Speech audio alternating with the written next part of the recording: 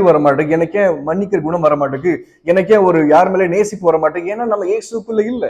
அதான் விஷயம். முதல்ல இயேசு, இன்னைக்கு ஒருத்தர் கேட்டார் என்கிட்ட அன்பு எப்படி உருவாக்கணும் கேட்டார். அன்பு உருவாக்க முடியாது.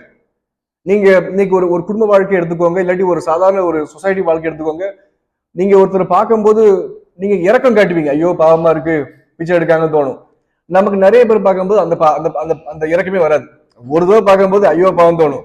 நீங்க ஒரு தடவை அதே ஆளை பாருங்க, உங்களுக்கு பழகி போயிடும். அது அந்த நேரத்துல வர இரக்கம், அவ்வளவுதான். அது அன்பு கிடையாது. இதே ஒவ்வொரு தடவையும் பார்க்கும்போது அந்த உங்க மனசுல நெகிழ்ச்சி உருவாகி நீங்க அதற்காக ஒரு திட்டம் போட்டு இதே மாதிரி மக்களுக்கு உதவி செய்யணும்னு சொல்லி போறீங்க தெரியுமா? அதுதான் உண்மையான ஆண்டவருடைய இரக்கம். அதுதான் உண்மையான கனி கொடுக்கிற வாழ்க்கை. நம்ம ஒரு தடவை ஒரு எமோஷன்ல வர்றது கனி கொடுக்கிற வாழ்க்கை கிடையாது. ஒரு தடவை அன்பு காட்டுறது, ஒரு தடவை பாசம் காட்டுறது, ஒரு தடவை நேசம், ஒரு தடவை மன்னிக்கிறது.